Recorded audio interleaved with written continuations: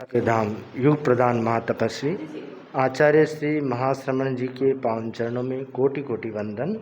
श्रद्धेय मुनिश्री के पावन चरणों में भाव भरा वंदन। उपस्थित समस्त श्रावक श्राविकागण। आगम गाथा में कहा गया है, कम्मुना बम्भणो होई कम्मुना होई खत्तियो वैसो कम्मुना होई शुद्धो हवई कम्मुना।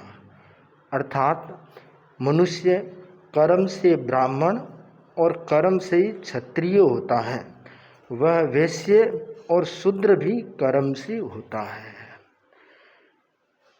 कोई व्यक्ति ये मानता है कि मैं बड़ा हूँ, मैं श्रेष्ठ हूँ, बाकी श्रेष्ठ नहीं है, तो ये उसकी भ्रांति है। कोई क्षत्रिय होता है, कोई वैश्य होता है, कोई ब्राह्मण होता है, कोई शूद्र होता है, तो वह कैसे होता है? वह अपने कर्म से होता है। जैसे उसने कर्म किए हैं वैसे उसे प्राप्त होता है। श्रेष्ठ कर्म किए हैं तो श्रेष्ठ स्थान प्राप्त होता है, और नीच कर्म किए हैं तो नीच स्थान प्राप्त होता है। किसी के घर जन्म लेने मात्र से वह व्यक्ति श्रेष्ठ नहीं होता है। जन्मना श्रेष्ठ नहीं, कर्मणा श्रेष्ठ होता है, कर्म से श्रेष्ठ होता है। तो कर्म से श्रेष्ठ कौन होता है? जिसका कार्य, जिसका कर्म पुरुषार्थ सम्यक होता है, वही व्यक्ति कर्म से श्रेष्ठ हो सकता है।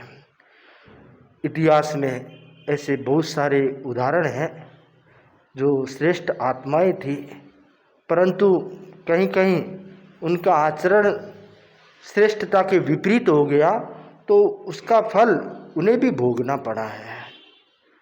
कहा गया है कि भगवान मल्लीनाथ के जीव ने पूर्व भव में साधु थे, तपस्या खूब की, साधना खूब की, मित्रों के साथ साधना कर रहे थे, परंतु उन्होंने विचार किया कि मेरा स्थान मित्रों से श्रेष्ठ रहना से ऊंचा रहना चाहिए।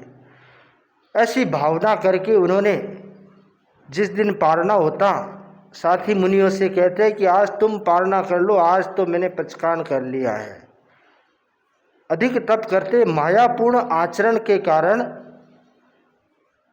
मल्लीनाथ के जीव ने स्त्री गोत्र का बंधन किया।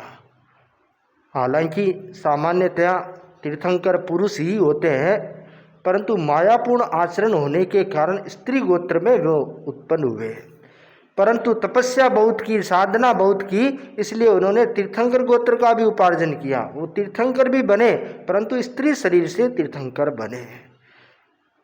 भगवान महावीर के जीव ने मरीचि के भव में मरीचि ने अभिमान किया कि ओहो मेरा कुल कितना श्रेष्ठ है, मेरा परिवार कितना श्रेष्ठ है, मेरे दादा तीर्थंकर है, पिता चक्रवर्ती है, और मैं भविष्य में चक्रवर्ती बनूंगा, तीर्थंकर बनूंगा। इस प्रकार अपने कुल का अभिमान किया, और कुल का अभिमान करने के कारण वही मरीचि का जीव जब भगवान महावीर गर्भ में आए तो पहले देवानंदा ब्राह्मणी की कुक्षी में गर्भ में आए। तो कहने का तात्पर्य है कि जीव जैसा कर्म करता है वैसा उसे फल भोगना पड़ता है। उसके स्वयं श्रेष्ठ कहने से श्रेष्ठता नहीं होती है, उसके कर्म के अनुसार उसकी श्रेष्ठता होती है। अगर श्रेष्ठ कर्म किए हैं तो उसे श्रेष्ठता प्राप्त होगी, और कर्म श्रेष्ठ नहीं किए हैं तो उसे श्रेष्ठता कहाँ से प्राप्त होगी। इसलिए कहा गया कि व्यक्ति जन्म से नहीं कर्म से महान होता है। बहुत सारे लोग ये सोचते हैं, विश्व में बहुत सारी ऐसी चीज़ें चलती है, कहीं रंग भेद चलता है, ये गोरा है, ये काला है, काले को नीचा माना जाता है, गोरा अपने आप को श्रेष्ठ मानता है। कहीं जाति भेद चलता है, जातिवाद चलता है कि हमारी जाति श्रेष्ठ है, अमुक की जाति हीन है। परंतु भगवान महावीर ने इस पर स्पष्ट मंतव्य दिया कि जातिवाद जो है वह अतात्विक है, जाति नहीं। कर्म श्रेष्ठ होना चाहिए। अगर कर्म श्रेष्ठ है तो इंसान श्रेष्ठ है, कर्म श्रेष्ठ नहीं है तो वह कितनी ऊंची जाति का क्यों न हो, वह निकृष्ट हो सकता है। तो बहुत ज़रूरी है कि जातिवाद और रंग भेद इनसे ऊपर उठने का प्रयास करें। कई कई जगह प्रांतवाद भी चलता है, ये मेरे प्रांत का नहीं, अमुक प्रांत का है, इसलिए ये घृणित है। तो घृणा और नफरत के अनेक मानदंड है, घृणा और नफरत के अनेक रास्ते हैं, परंतु ये रास्ते सारे सही नहीं है, ये गलत रास्ते जो मनुष्य में विभेद पैदा करते हैं, कलह पैदा करते हैं, झगड़ा पैदा करते हैं, संघर्ष पैदा करते हैं। मानव मनुष्य एज ए मनुष्य है, भले वह छोटा है वह भले बड़ा है, भले उच्च जाति का भले नीच जाति का है। भगवान महावीर का ये घोष उस युग में, जिस युग में जातिवाद प्रखर था, उस युग में भगवान महावीर ने ये घोष दिया कि जातिवाद अतात्विक, और उन्होंने अपने धर्म संघ में सभी जाति के लोगों को दीक्षित किया और सबको समानता प्रदान की। दीक्षित होने के बाद भगवान ने क्या कहा, जो जिन शासन में दीक्षित हो गया है वह सभी भाई है, उसमें कोई भेद नहीं है, कोई ऊंचा नहीं है, कोई नीचा नहीं है, कोई लकड़हारा है, कोई राजा है, परंतु दीक्षा ले ली उसके बाद दोनों समान हैं। जिसने पहले दीक्षा ली वह पहले वंदनीय है, जो बाद में दीक्षा ली बाद में वंदनीय, भले वह बड़ा क्यों न हो, परंतु दीक्षा चारित्र का महत्व बताया, मतलब इंसान का महत्व बताया, इंसानियत, हर व्यक्ति के भीतर में इंसानियत स्थापित हो। इसलिए भगवान महावीर ने जातिवाद कर प्रहार किया, जातिवाद को अमान्य किया। जैन धर्म, जो जैन धर्म के अनुयायी थे वो विभिन्न धर्मों से थे। इंद्रभूति गौतम ब्राह्मण परिवार से थे और बहुत सारे ब्राह्मणों ने प्रभु महावीर के शासन में दीक्षा ली। बहुत सारे राजाओं ने, क्षत्रिय परिवारों से क्षत्रियों ने दीक्षा ली।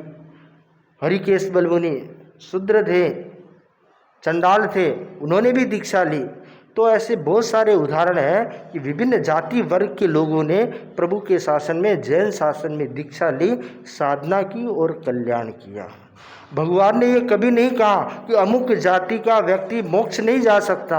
भगवान ने कहा कि जो राग देश को दूर करेगा, खत्म करेगा, कसाय को समाप्त करेगा, वह व्यक्ति मोक्ष जा सकता। वह बल्कि किसी भी जाति का हो, किसी भी धर्म का हो, कसाय से मुक्त हो गया वह व्यक्ति मोक्ष प्राप्त कर सकता है। बहुत सारे लोग कहते हैं कि अमुक जाति को धर्म का अधिकार नहीं है, मंदिरों में प्रवेश नहीं कराते हैं, परंतु भगवान महावीर ने कहा कि हर व्यक्ति को धर्म करने का अधिकार है, हर इंसान को धर्म करने का अधिकार है। अगर आपको श्वास लेने का अधिकार है तो धर्म करने का भी अधिकार है। कोई भी धर्म कर सकता है, धर्म से वंचित क्यों रहे। तो भव्य जो आत्माएं होती हैं वे किसी भी जाति से हो, परंतु धर्म के मार्ग पर बढ़ करके, धर्म के पथ पर बढ़ करके अपने आत्मा का कल्याण कर लेती है, अपने आत्मा को मोक्षान्मुखी बना देती है, अपने आत्मा को वितराग मार्गी बना देती है और अपने आत्मा का जो लक्ष्य है उस लक्ष्य को प्राप्त कर लेती है। इसलिए कभी भी इस भाव में उलझना नहीं चाहिए और कभी भी इस भाव से नफरत और घृणा को नहीं पालना चाहिए। भगवान महावीर की चरण में, शरण में ऐसे ऐसे व्यक्ति भी आए जो हत्यारे थे, कोई लुटेरे थे, कोई चोरियां करने वाले थे, परंतु उनकी शरण में आए और उनका उद्धार हो गया, कल्याण हो गया। तो वही तो भगवान है जो सबको शरण दे। जो भेदभाव करे वो भगवान कैसे हो सकता है। जो सबको शरण दे वही भगवान होता है, वही त्रिलोकीनाथ होता है, वही सबको पथ दिखलाने वाला होता है। तो प्रभु महावीर ने ऐसा पथ दिखलाया, ऐसा मार्ग दिखलाया, ऐसी शरण दी जिसे अनेक भव्य आत्माओं ने अपनी आत्मा का कल्याण किया और मोक्ष को प्राप्त किया, मोक्ष के मार्ग पर आगे बढ़े। तीर्थंकरों का संवत्सरण लगता है तो संवत्सरण लगने के पीछे कारण क्या है। तीर्थंकरों का तो केवल ज्ञान हो गया, वो तो उपदेश दे या नहीं दे, उनका तो मोक्ष निश्चित है, मोक्ष जाना उसी भव में। परंतु संवत्सरण आयोजित होता है, देवता संवत्सरण लगाते हैं, तो उसके पीछे यही कारण होता है कि भव्य आत्मा को मार्गदर्शन प्राप्त हो और संवत्सरण में आकर के, प्रभु के चरणों में आकर के जो मोक्ष जाने वाली आत्माएं उनको रास्ता मिले और वे मोक्ष की ओर आगे बढ़े, अपने पुरुषार्थ को आगे बढ़ाए जिससे उन्हें मोक्ष प्राप्त हो सके। तो दुनिया में कर्म का बहुत बड़ा मूल्य है। कई संप्रदायों में माना जाता है कि पुरुष पुरुष ही रहता है, यानी किसी भी जन्म में जाएगा अगर पुरुष है तो पुरुष ही रहेगा और स्त्री है तो स्त्री ही रहेगी। अन्य संप्रदाय में मान्यता है, परंतु प्रभु महावीर ने नहीं।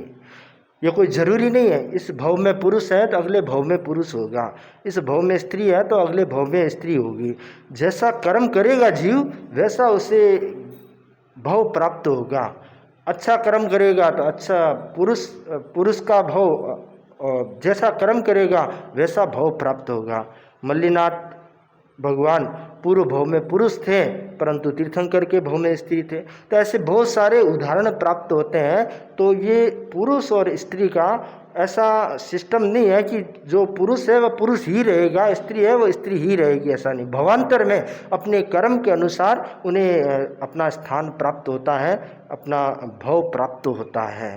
तो हमारी धारणा स्पष्ट रहे और हम ये प्रयास करें कि जैन दर्शन का जो कर्मवाद है उस कर्मवाद को समझने का प्रयास करें। हम कर्मवाद को जितना समझ पाएंगे उतने ही अपनी लाइफ को अच्छे से चला पाएंगे। जैन धर्म का जो सिद्धांत है वो सिर्फ किताबों में लिखने के लिए नहीं है, सिर्फ किताबों में पढ़ने के लिए नहीं है, बल्कि जीवन में व्यवहार में लाने का है। और जीवन व्यवहार में जितना उतरेगा जीवन की गाड़ी उतनी सरल बनती जाएगी और जीवन व्यवहार से जितना दूर रहेगा और जीवन व्यवहार उतना ही कठिन होता चला जाएगा। जैन धर्म में कहा जाता है कि आप कोई गलती हो गई तो उससे क्षमा याचना कर लो, माफ़ी मांग लो, खमत खामना कर लो। तो खमत खामना करने का सिद्धांत कितना अच्छा सिद्धांत है कि आप गलती हुई खमत खामना कर लिया तो व्यक्ति हल्का हो जाता है, उसका जो वैर का अनुबंध नहीं होता है, उसका कलह आगे नहीं बढ़ता है, उसका क्रोध आगे नहीं बढ़ता है, रुक जाता है, द्वेष आगे नहीं बढ़ता है, वहीं समाप्त हो जाता है। तो मैत्री भाव विकसित होता है और जब मैत्री भाव विकसित होता है तो सामूहिक जीवन, भले पारिवारिक जीवन हो, भले सामाजिक जीवन हो, भले व्यापारिक जीवन हो, भले अन्य समूहगत कोई भी जीवन हो, वह जीवन और अधिक सरल बन जाता है। उसमें मनोभेद नहीं होता है, मनोमालिन्य नहीं होता है और सब शांत सहवास के साथ, सामूहिकता के साथ जीवन जी सकते हैं। तो सामाजिक समरसता का और विश्व बंधुत्व का जो महत्वपूर्ण सिद्धांत है वह भगवान महावीर ने इस खमत खामना के माध्यम से दिया है। तो खमत खामना जो बहुत ही सुंदर एक पद्धति है, उस पद्धति का परिपालन हर व्यक्ति को करना चाहिए, क्योंकि जब तक द्वेष का भार हृदय पर रहेगा, सर में रहेगा, तब तक व्यक्ति तनाव से भरा हुआ रहेगा और तनाव से भरा हुआ व्यक्ति शांति के साथ जी नहीं सकता। अगर मस्तिष्क में तनाव है, मन में ऊंच नीच भावना है, तनाव की भावना है, तो वह कैसे शांति से सो पाएगा, कैसे शांति से रह पाएगा। रात दिन वही विचार उसके दिमाग में घूमता रहेगा। तो तनाव से मुक्त बनने का एक महत्वपूर्ण जो माध्यम है वह ये माध्यम है कि हम अपनी गलतियों की क्षमा मांग लें, खमत खामना कर लें और सामने वाले ने गलती की है तो उसको भी क्षमा कर दें। क्षमा मांगना फिर भी सरल है, परंतु क्षमा करना उससे भी ज़्यादा कठिन है, क्योंकि बहुत बार वाचिक तौर पर कह दिया जाता है कि मैंने तुझे माफ़ कर दिया, परंतु जब भी बात आती है तो हृदय में वह बात वापस याद आ जाती है या वाणी में वह बात निकल के आ जाती है, पूरी स्मृति हो, यानी क्षमा नहीं किया आपने, ऊपर से क्षमा किया है, भीतर से क्षमा नहीं। शल्य है आपके भीतर में, तो शल्य वह कब निकलेगा? जब आप पूर्णतया क्षमा उसको भूल जाएंगे, उस बात को खत्म कर देंगे तो वह शल्य रहित हो जाएगा और जो शल्य रहित होगा वही आगे बढ़ पाएगा, वही मोक्ष की दिशा में गति कर पाएगा। तो बहुत ज़रूरी है हम भगवान महावीर के इस सिद्धांत को समझें और सिद्धांत को समझकर अपने जीवन में लागू करने का प्रयास करें, जिससे ये हमारा जीवन और अधिक सरल और धन्य बन सके। इन्हीं मंगल भावनाओं के साथ ओम आराम।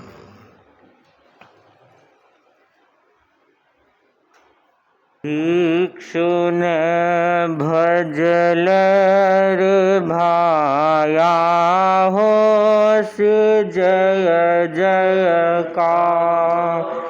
भिक्षुन भजल रे भाया हो से जय जयकार। रो रो में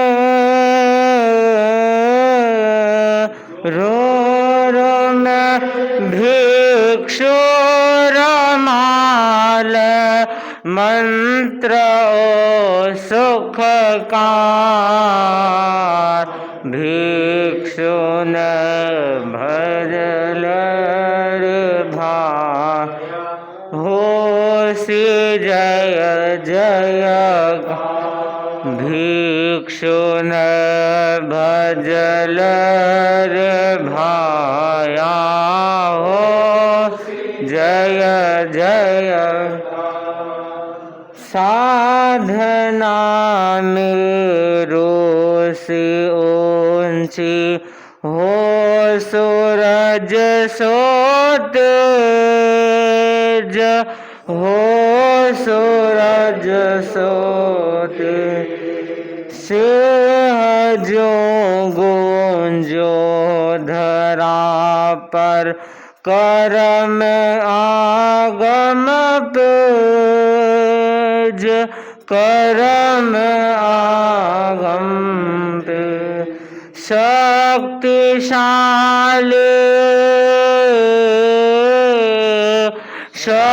शक्तिशाली नाम बन गो मरुधरा मंदार।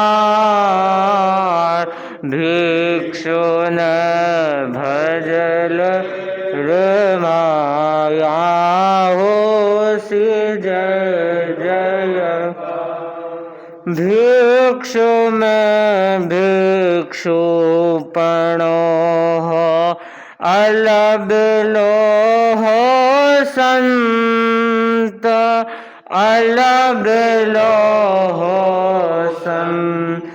सत्य खातिर धार मरणो काढ़ो तेरा पंथ काढ़ो तेरा पंथ। झीण बुद्धि झीण बुद्धि रोधन हो साचो पथ स्वीकार। भिक्षु न भजल रे भाई हो से जय जय। भिक्षु न भजल रे भाया हो से जय जय। सत्य पथ जग न दिखायो कियो घणो उपकार कियो घणो उपकार। लाख आँखारो सितारो महिमा अपरंपार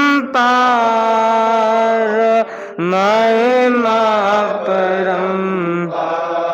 भक्ति भावा भक्ति भावा स्यो बाबर बोलो जय जयकार। भिक्षु न भजल रे भाई हो से बेड़ो पार। रो रो में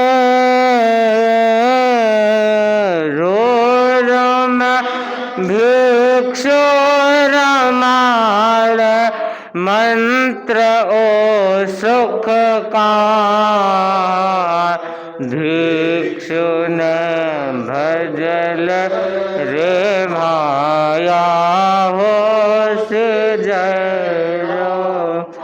भिक्षु न भज भजल रे भाया हो से बेड़ो पार। ओम चरणों में कोटि से वंदन। युग प्रदान आचार्य महासमुद्र के चरणों में कोटि से वंदन।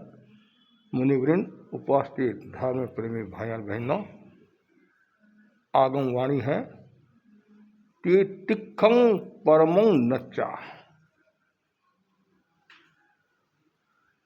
तितिक्षा को परम समझकर आचरण करो। भावों की शुद्धि का सबसे सरल उपाय है धर्म की आराधना। धर्म तत्व किसी एक प्रक्रिया से नहीं गुजरता है, नहीं साधा जाता है। उसके अनेक रूप हैं। उनमें सबसे महत्वपूर्ण और कर्म निद्रा का सफल उपाय सहिष्णुता है। जैन दर्शन में 22 परिसरों का विशेष उल्लेख आता है। परिचय का मतलब है साधना में जो कष्ट आते हैं उनको संभाव पूर्वक सहन करना, क्षमता के साथ सहन करना। सर्दी को सहन करना, गर्मी को सहन करना, भूख को सहन करना। और जो जितना ज़्यादा सहन करेगा उतना ही वह आत्मा को निर्मल बनाएगा, उज्जवल बनाएगा, पवित्र बनाएगा। सहिष्णुता हर क्षेत्र में आवश्यक है। सामाजिक क्षेत्र में भी आवश्यक है, पारिवारिक क्षेत्र में भी आवश्यक है, धार्मिक क्षेत्र में भी आवश्यक है, व्यवसाय में भी आवश्यक है।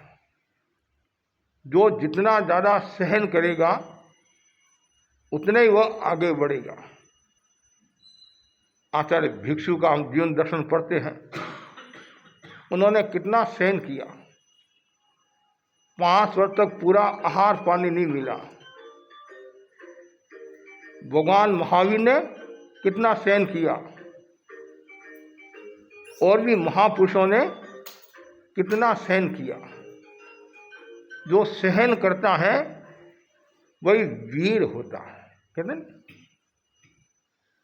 जो दूसरों को जीतता है वो वीर होता है, और जो अपने आप को जीतता है वो महावीर होता है। महावीर कौन होगा? जो अपने पर विजय प्राप्त करता है। अपने पर विजय प्राप्त करने के लिए सहिष्णुता की साधना जरूरी है। संगम ने कितने कष्ट दिए, समता के साथ सहन किया। ईसा मसीह का उदाहरण आता है, कबीर का उदाहरण आता है, बुद्ध का उदाहरण आता है। अनेक महापुरुषों के उदाहरण आते हैं और बार बार प्रेरणा दी जाती है कि सहनशीलता की साधना करो। आचार्य भिक्षु भी फरमाते थे, काश कथिर अधीर नर कस्या ने उपजे प्रेम कसनी तो धीराशय का हीरा के हेम। हर व्यक्ति सहन नहीं कर सकता है। हीरा सहन कर सकता है, हेम सहन कर सकता है, काश सहन नहीं कर सकता। जो कमजोर है वह सहन नहीं कर सकता है। जो धीर है वही सहन कर सकता है, अधीर सहन नहीं कर सकता है। तेरापन धर्म संघ के एक संत हुए हैं मुनि पृथ्वीराज स्वामी। अनेक पृथ्वीराज स्वामी हुए। ये उदयपुर के थे। जयाचार्य के शासनकाल में दीक्षित हुए और इन्होंने अपने हाथ से 22 व्यक्तियों को दीक्षित किया। तेरापन धर्म संघ में ये एकमात्र ऐसे साधु है। 33 वैरागी तैयार किए और 22 को अपने हाथ से दीक्षित किया। और वो जहाँ कहीं भी जाते मेवाड़ में तो लोग भी कहने लग जाते कि मोड़ा आ गया है, 1-2 को मुड़ कर ले जाएगा। ऐसी एक अवधारणा थी। दालगणी का स्वर्गवास हो गया और कालुगणी आचार्य बने। तो पृथ्वीराज स्वामी के मन में आया आचार्य बने हैं तो कुछ गिफ्ट भेंट, कोई साधु मैं भेंट करूं। उनका चातुर्मास देवगढ़ में था। वहां एक जुहार मल जी अच्छा श्रावक थे, प्रभावशाली थे, और उस गांव में किस्तूर सिंह जी दीक्षा के लिए तैयार हुए। जुहार मल जी ने सोचा कि ये दीक्षा हमारे गांव में हो जाए तो आनंद आएगा, और गुरु को भेंट करेंगे। मुनिश्री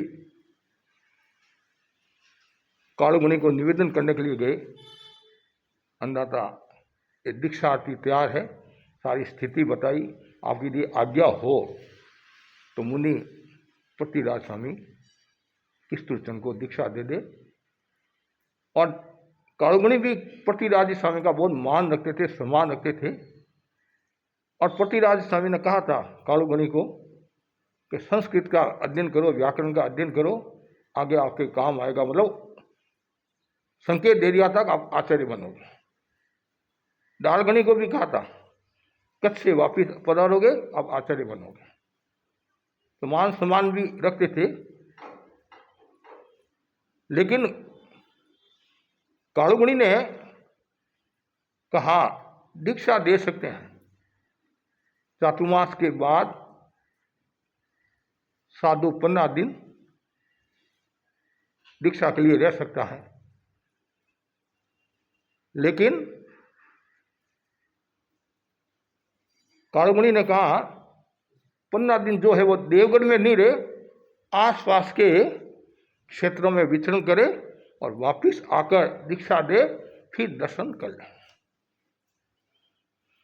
जुहार मल जी ने सोचा ये तो मजा नहीं आएगा। वीर राजा होते तभी जान का मूल्य होता है। पृथ्वीराज स्वामी यदि गांव में होंगे तो ही मतलब चहल पहल रहेगी, नहीं तो चहल पहल क्या, गांव में संस्कृतियां विरासते तभी चहल पहल होती है। वो आए, उनके मन में थोड़ा दूसरा रूप आ गया और कहा गुरुदेव ने फरमाया है आप दीक्षा के लिए रुक सकते हो। ठीक, श्रावकों का विश्वास तो करना ही पड़ेगा। अब इतना माहौल बना, सैकड़ों सैकड़ों लोग, और आचार्य के वहाँ समाचार जाते देवगढ़ में धर्म ध्यान का ठाट लगा हुआ है और मुनि पृथ्वीराज स्वामी के सुख चाहता है। 1 बार 2 बार 3 बार समाचार गए। कालुमुनि के मन में आया मैंने तो उनको दीक्षा की आज्ञा दी, रुकने की कहाँ आज्ञा दी, मैंने दीक्षा की आज्ञा दी। कालुमुनि के भी मन में आ गया, इतने महान आत्मा थी, महापुरुष थे, उनके मन में आया कि अब डालगनी का तो स्वर्गवास हो गया है, अब पीछे क्या है। लेकिन पृथ्वीराज स्वामी के मन में कुछ नहीं था। दीक्षा दी, कालुमुनि के दर्शन किए, राजनु सुजानगढ़ दर्शन करती जोरदार उठावनी। पृथ्वीराज स्वामी अब किसकी आज्ञा से देवगढ़ रुके? मैंने तो दीक्षा की आज्ञा दी थी, विचरण करके आओ और दीक्षा देकर विहार कर लो। अब किसकी आज्ञा से रुके? इतना कड़ा उपरंग दिया, लेकिन पृथ्वीराज स्वामी सहन करते गए, सहन करते गए। एक शब्द भी नहीं बोले, वो स्पष्टीकरण भी कर सकते थे, लेकिन नहीं। ऐसा कहा जाता है गुरु जो फरमाते हैं उसमें मौन, इतना प्रभाव कि मिक्सर का महीना, पोष का महीना, सैकड़ों साधु साधी दर्शन के लिए और कालुमुनि सबको प्रशिक्षण दे रहे हैं, और पृथ्वीराज स्वामी एकदम उदास गमगीन। ऐसा कहा जाता है इतनी महान आत्मा, उनके आंखों में भी आंसू आ गए कि मेरे जोग से गुरु को कितनी तकलीफ हुई है। अब मिक्सर, पोष और माँ का महीना आया, चातुर्मासों की घोषणा होती है। माघ शुक्ला सप्तमी के दिन आज का रूप अलग है, उस समय का रूप अलग था। और खड़े होते अंदाता लाडनू चातुर्मास की कृपा कराओ, सुजानगढ़ चातुर्मास की कृपा कराओ, सब अर्ज करे हैं। और ये भी आए हुए थे, कौन, जो हारमल जी भी आए हुए थे। अच्छा, महाराज देवगढ़ भी चातुर्मास की कृपा कराओ, जैसे ही कहा। और कालुगुणी को भी पता चल गया मुनि पतिराज जी की कोई गलती नहीं है, सारा कुछ किया इसने, जुहार मन ने किया। और जैसे ही अर्ज की और कालुगुणी ने जो उठावनी की, मेरी इच्छा होती है, मेरा मन होता है देवगढ़ का रूकड़ा भी साधु साधियों को नहीं बताऊं। अब ऐसा काम करते हो। अंदाता लादर को लादर को लादर को गुरु सुनने के लिए भी तैयार नहीं। आखिर लास्ट में हथियार किया है पगड़ी, पैरों में रगड़ी, इनकी लाज रखना, मैं देवगढ़ जाकर क्या मुंह दिखाऊंगा, मेरी गलती है, पतिराज की गलती नहीं है। मैं स्वार्थ के वशीभूत हो आ गया, स्वार्थ में आ गया, लोभ में आ गया। पतिराज सिंह पधार जाएंगे तो पीछे क्या धर्म आराधना होगी, इतना माहौल नहीं होगा, इसलिए मैंने ये किया। उनकी सहनशीलता को देखकर कालुगुणी बहुत प्रभावित हुए और चातुर्मास भी फरमाया। और मुनि पतिराजी स्वामी के ऊपर सवाई कृपा हुई। आचार्य बनते हैं तो बख्शिश होती है, सबको 1200 गाथा की बख्शिश हुई, मुनि पतिराजी स्वामी को 1500 गाथा की बख्शिश हुई। और अंत तक कालुगुणी की कृपा रही। जब मुनि पतिराजी स्वामी गंगा शहर में विराज रहे थे तो कालुगुणी राज ने उनके लिए चोलपटा पछेवड़ी भेजा।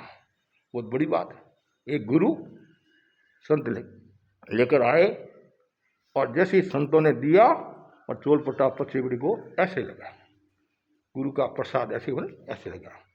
तो आप जानते हैं साधु भी सब तरह के होते थे, साधु भी सब तरह के होते हैं। सोनलाल जी स्वामी थे राजगढ़ के, वो बोले महाराज इसमें लगाने की क्या आवश्यकता, ये तो सामान्य कपड़ा, इनसे अच्छा कपड़ा तो हमारे गंगा शहर में मिलता है। तो पतिराज स्वामी ने कहा सोन, अच्छा बुरा की बात नहीं है, बात है कृपा की। गुरु भी शिष्य का कितना ध्यान रखते हैं, सब लोग देखते रह गए। जो सहन करता है वो महानता को प्राप्त होता है, जो सहन करता है और कभी न कभी उसका मूल्यांकन होता है। ये पतिराज स्वामी की घटना।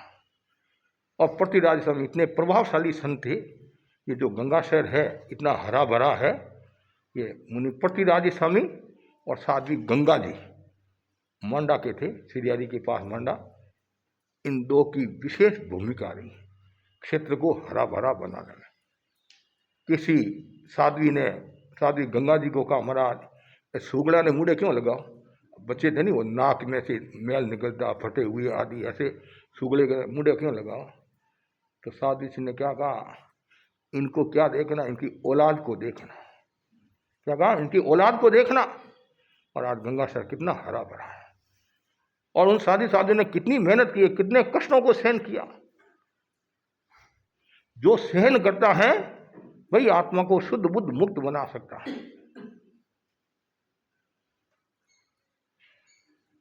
मुनि अमोलक चंद जी स्वामी दादर देसर के थे और उस समय के लखपति कालुगुणी के युग में दीक्षा हुई, वो संपन्न थे, सजोड़े दीक्षा ली, अंग्रेजी के जानकार थे।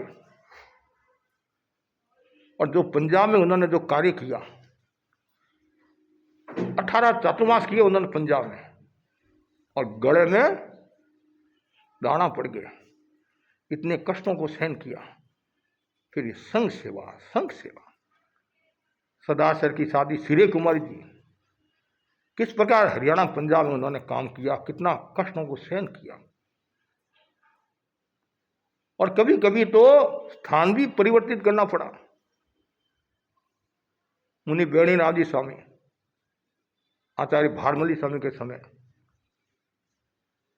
रतलाम में 3 दिन में 9 स्थान परिवर्तित किए, भक्ति के कारण नहीं, लोगों को राजी रखने के लिए नहीं, भाई सुबह तुम्हारे यहाँ, शाम को तुम्हारे यहाँ, दोपहर में तुम्हारे यहाँ, स्थान के अभाव के कारण, विरोध के कारण वो भी पक्के रहे, कुछ भी हो जाए मुझे मालवा पर ध्यान देना है। और आज जो मालवा हरा भरा है मध्य प्रदेश, उन्हीं बेड़ी राम जी स्वामी की महत्वपूर्ण भूमिका है।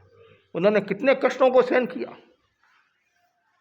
इधर आसाम बंगाल में साधी मोहना जी, राजगढ़ वाले साधी गोरा जी, कितना उन्होंने सहन किया। ऐसी एक नहीं अनेक घटनाएं। जो सहन करता है उसका मूल्यांकन होता है और लोगों को प्रेरणा मिलती है। जब हम इतिहास की बातें सुनाते हैं हमें भी खुशी होती है, प्रसन्नता होती है कि हमारे धर्म संघ में ऐसे ऐसे साधु हुए हैं, ऐसी ऐसी साधवियाँ हुई है, कितना उन्होंने सहन किया। सहन करना जरूरी है, लेकिन वर्तमान में सहनशीलता में कमी आई है। कोई सहन करने के लिए तैयार नहीं है, और सहन नहीं करेगा उसका विकास कहाँ से होगा, आगे कहाँ से बढ़ेगा, उन्नति कहाँ से करेगा। माँ ने कुछ कहा तो सहन करना चाहिए, गुरु ने कुछ कहा तो सहन करना चाहिए, बड़ों ने कुछ कहा तो सहन करना चाहिए। और जो जितना ज़्यादा सहन करेगा उतना ही आगे बढ़ेगा।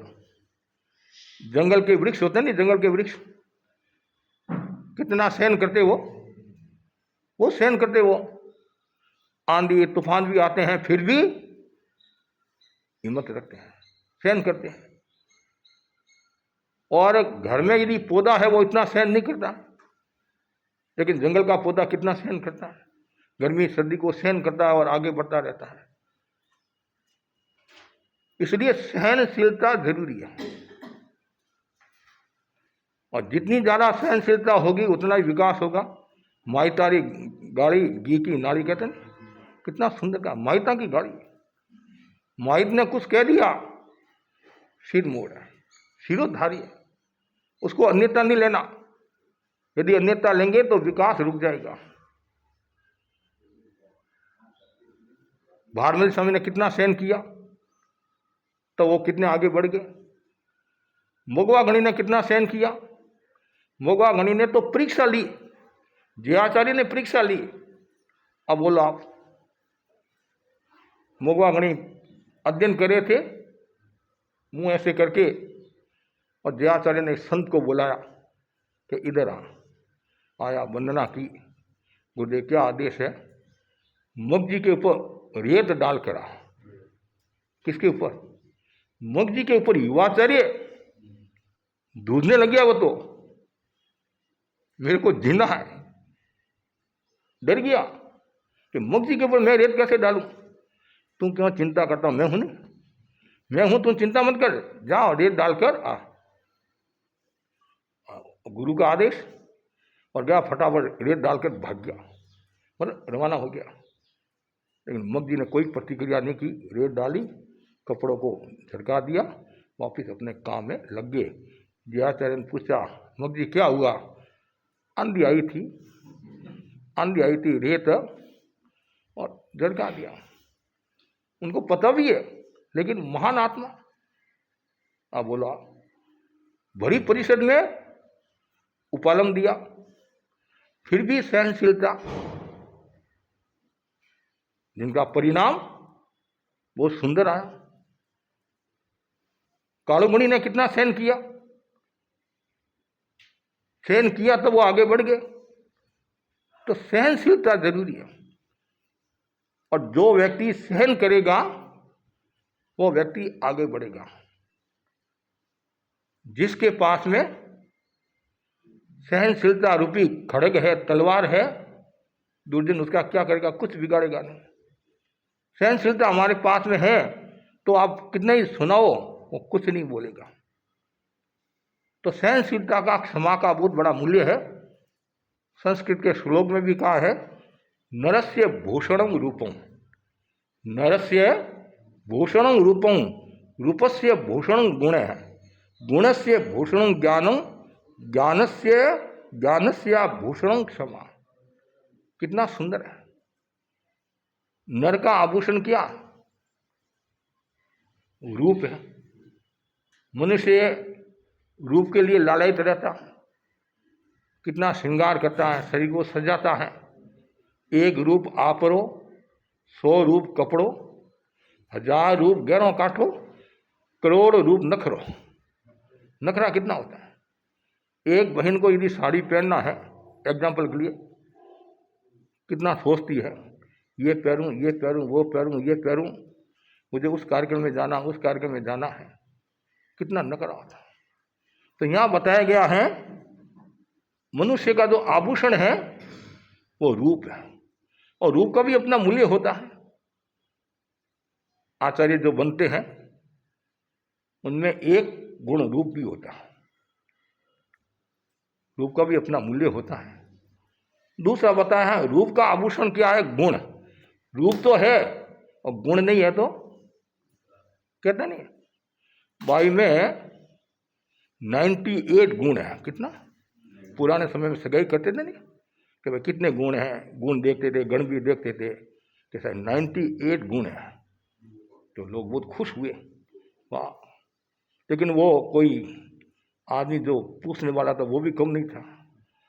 98 बहुत अच्छी बात है, लेकिन 2 कौन से नहीं वो बताओ, 2 कौन से नहीं है वो बताओ। तो उसने कहा खुद की उपस्थिति नहीं है और दूसरों का कहना मानती नहीं है। तो पीछे क्या रहा? खुद की उपस्थिति नहीं है, दूसरों का कहना मानती नहीं है, पीछे क्या रहा?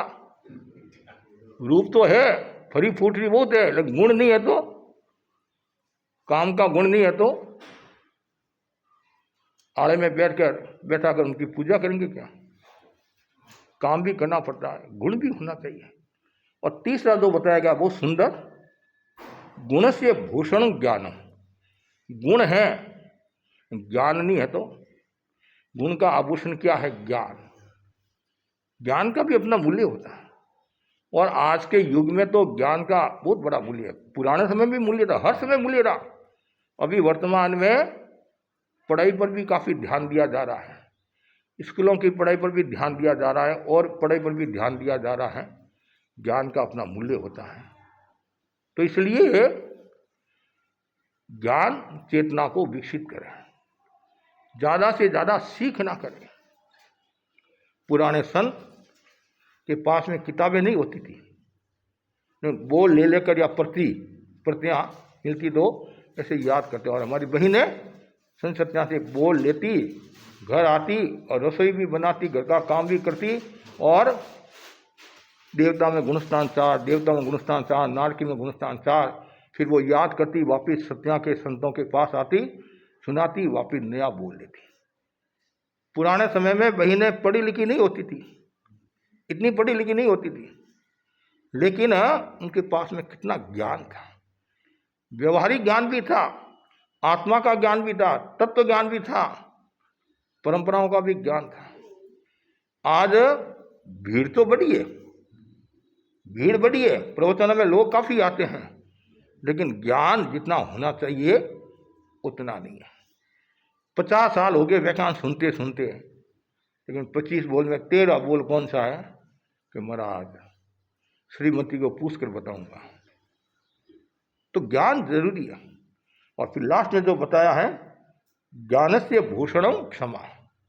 और ज्ञान का आभूषण क्या? क्षमा।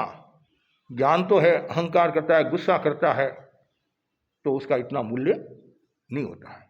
आज हमारे काफ़ी अच्छे भाई बहन हैं, ज्ञानी होने के बाद भी कितने शांत हैं, कभी भी वो अहंकार नहीं करते, कभी भी गुस्सा नहीं करते। 10 बार यदि प्रश्न पूछते हैं, हाँ सर आपको नहीं समझ में आया, मैं बता रहा हूँ। तो ये जरूरी है, ज्ञान का आभूषण क्षमा। तो हमारे जीवन में क्षमा का भाव होना चाहिए, सहिष्णुता का भाव होना चाहिए, और जितनी ज़्यादा सहिष्णुता होगी उतना ही व्यक्ति आगे बढ़ेगा। तो आज मैं इतना ही आपको कहना चाहता हूँ कि भावों की शुद्धि का सबसे सरल कोई उपाय है, जीवन को सफल बनाना है, आगे बढ़ना है, तो धर्म का ये पहला सूत्र कह सकते हैं। धर्म की जो 10 प्रकार बताए उनमें पहला जो सूत्र है वो है तितिक्षा। ऐसे कहते नहीं, भगवान महावीर अहिंसा के महास्रोत थे, भगवान महावीर अहिंसा के महास्रोत थे, और तितिक्षा उनके पास थी और जागरूकता उनके पास थी। 3 अनमोल रत्न उनके पास थे, अहिंसा, तितिक्षा, जागरूकता। तो जागरूकता होगी तितिक्षा बढ़ेगी, अहिंसा का विकास होगा। अहिंसा का विकास कब होगा? जब भीतर में सहनशीलता का भाव होगा, तितिक्षा का भाव। ऐसे तो आप बहुत बड़ा उपदेश देते हो भाई, अहिंसावादी है, हम भगवान के अनुयायी है, बोलते नहीं। लेकिन जब सहनशीलता की बात आती है उसमें भूल जाते हैं, उसमें भूल जाते हैं। लेकिन भूलना नहीं है, हर समय मन में अहिंसा, तितिक्षा, जागरूकता का विकास करना चाहिए। इसलिए कहा गया भगवान महावीर ने अप्रमाद का महत्वपूर्ण सूत्र दिया, और भगवान महावीर जागरूकता के संदेश वाहक थे। क्या थे? जागरूकता के संदेश वाहक थे। और उन्होंने लक्ष्य किसको बनाया? गौतम स्वामी को बनाया। किसको बनाया? गौतम स्वामी को। हर बात में गौतम समय गोय माँ पमाए, समय गोय माँ पमाए। तो जहाँ जागरूकता है वहाँ अहिंसा भी बढ़ेगी और सहनशीलता का भी विकास होगा। तो बस मैं इतना ही आपको कहना चाहता हूँ, जितने भी आप भाई बहन बैठे हैं वे सब सहनशीलता का विकास करें।